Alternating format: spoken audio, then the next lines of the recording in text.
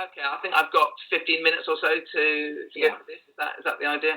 Okay, in that time, I can spin through what the objectives were of this, what we set out to do, what problem we were trying to solve, and then have some fun looking into particular parts of the model and the like. So first of all, I might spend 5 minutes just looking at some slides, and then we'll go into the actual concept model and see how that works. This is a presentation that I gave only a couple of days ago, so it should be pretty fresh in my mind.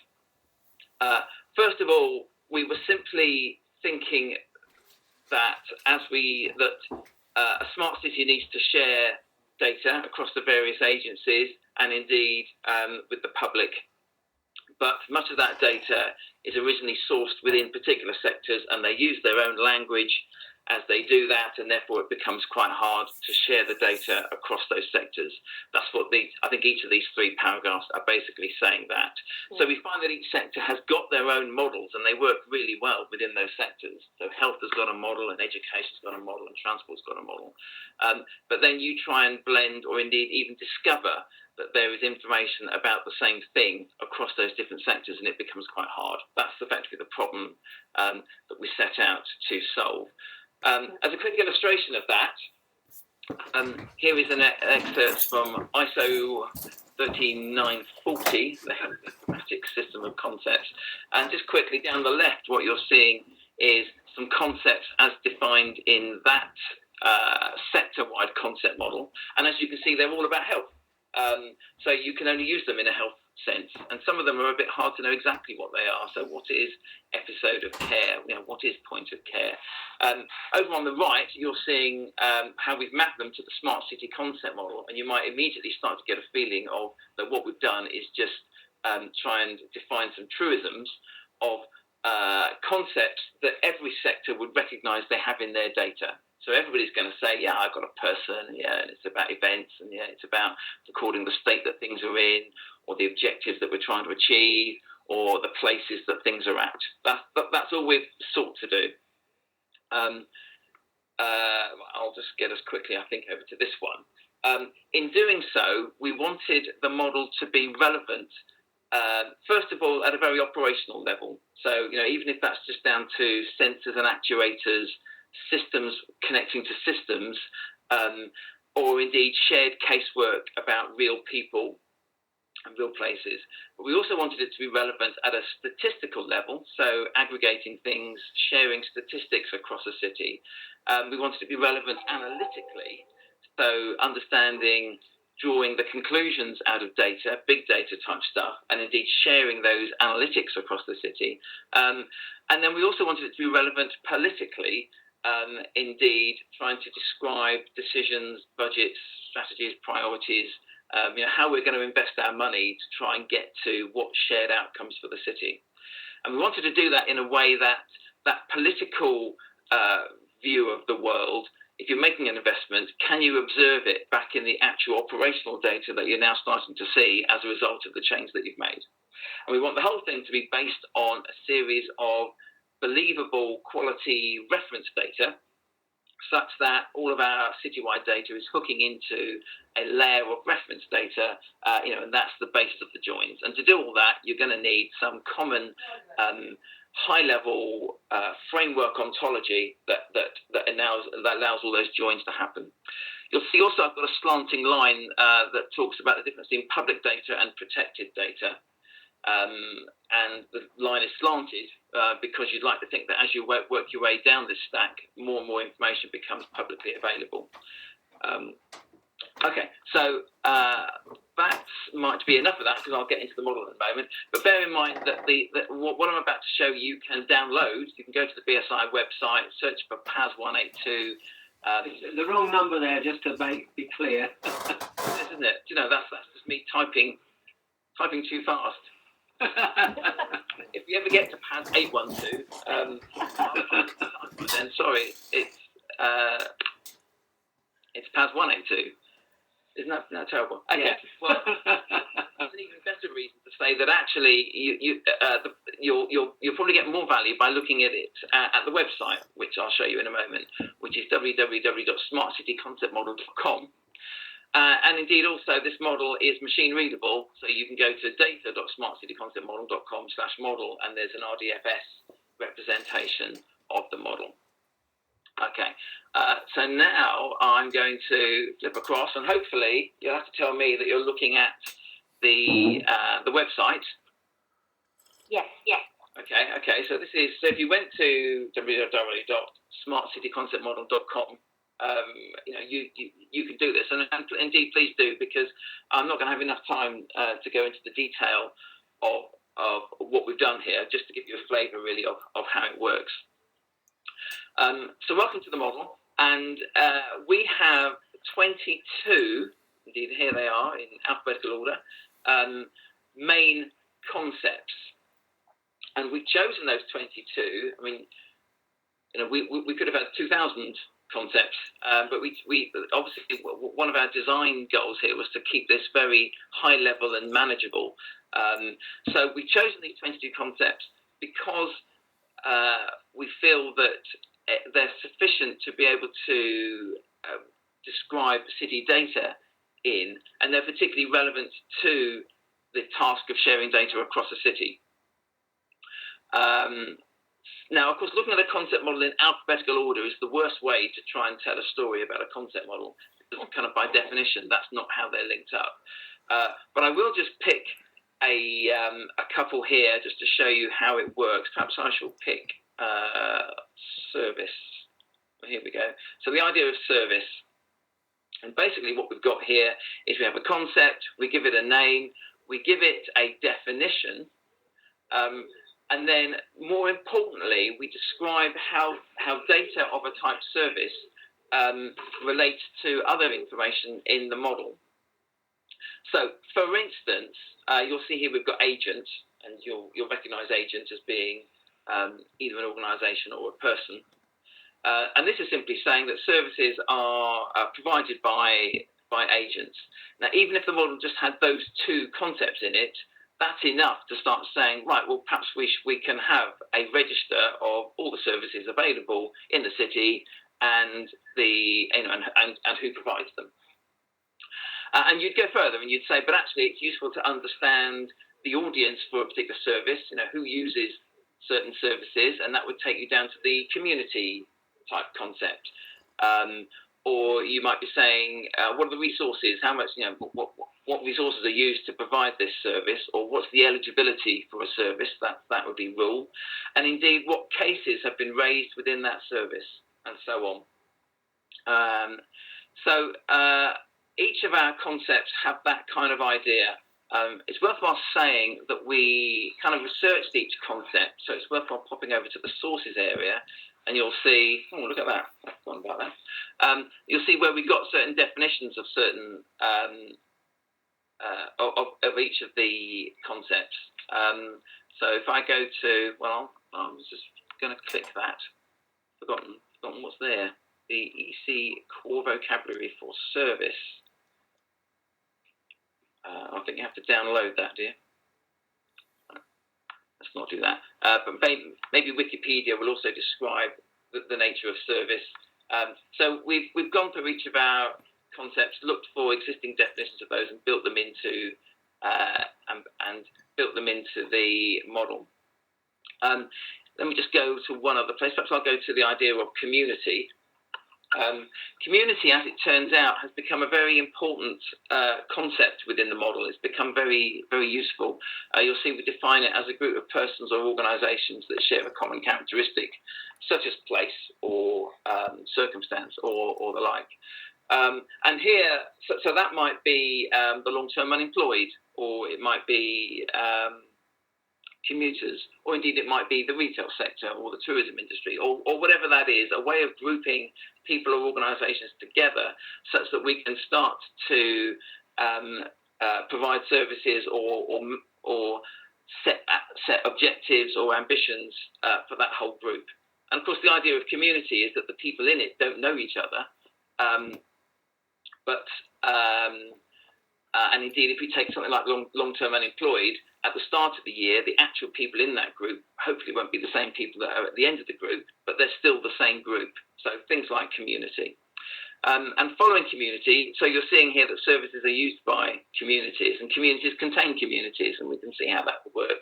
So indeed, the long-term unemployed is a sub group of just the unemployed. Popping down now to item, here's where you might expect that that's an important grouping for us. So an item is a thing, if you like. But an item you'd expect to be able to know the place that it's at, maybe the condition that it's in, some of the events that the item has had a role in, how they might be collected together to form other groups, and so on. Now, I could spend 3 days going through each of these concepts and describing them and how they're related to each other. But I think more usefully, what we found was that we created various views, which are effectively data sharing scenarios across a city, where we then draw out which of the concepts in the whole model could be brought to bear to solve a particular citywide data sharing issue. So this isn't an exhaustive list, but it's a much more useful way of looking at the model, of course, because it's trying to say, if you're trying to solve this particular issue, then here's how you do it. So given the time, I'll probably jump into one of the more interesting ones. Have a look at the idea of objectives. Then if you had the time to read all of the stuff down here, then that would walk you through this diagram. I'll try and do it in a quicker way. So this is effectively saying that agents, so organisations or people, will have set themselves some objectives. Indeed, as an example, so my council, we have objectives about affordable housing and carbon reduction, economic vitality, that kind of thing. And indeed, again, if the model only had two concepts on it, and it simply enabled you to describe what objectives a certain organisation set for themselves within the city, then that itself would be an interesting kind of master data register, because the public would be able to say, well, what objectives are being set by which organisations, and then do I agree with those objectives? Do I not? I can now see them all at one go. At the moment, typically you've got to, it's quite hard to work that out. You'd have to go to each of the websites of each of the particular organisations and try and wade your way through their homepage of what they're trying to achieve. Anyway, so agents have set themselves some objectives, but those objectives are typically on the basis of some shared assumptions about what the future state of certain things are. So I mentioned affordable housing. Well, that's going to be based on a future assumption of the population of the city, or the nature of the workforce, or indeed the availability of housing. So various key assumptions used that are then the basis upon certain objectives to try and effectively change the state of those assumptions, so that so that's setting objectives based on assumptions, and it might be that many organisations share the same objectives, or indeed many organisations have different objectives but based on the same assumption. So when we're trying to collaborate or indeed engage with the public, it's useful to publish not only what we're trying to achieve, but what future understanding we've based that on, and how that links up with all the other organisations in the city, to try and demonstrate that actually it's all part of one big view. These assumptions are based on and indeed objectives and targets are based on the state of things. So we saw that item earlier on, but community is a particular special type of item, and therefore this is saying that organisations can set objectives based on assumptions about the future state of communities, and indeed set themselves particular targets for changing those assumptions to meet those objectives. Worthwhile saying on here, the idea of metric here is the observable state of things. So the concept model is very much like that. I happen to have picked the objectives view of the world, but I could have picked 7 or 8 others and we'd have had a very different discussion. But we'd have been using these kinds of terms: item, community, assumption, objective, target, state, which aren't the terms they actually use in each of the individual sectors, but nevertheless are able to kind of translate their data up to those kinds of terms.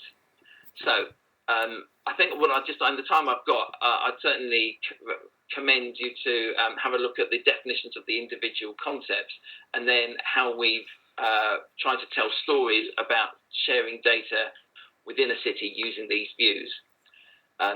Let me just come back to the presentation, if I can remember where that is. Is it that one? There it is. So some things that we've got going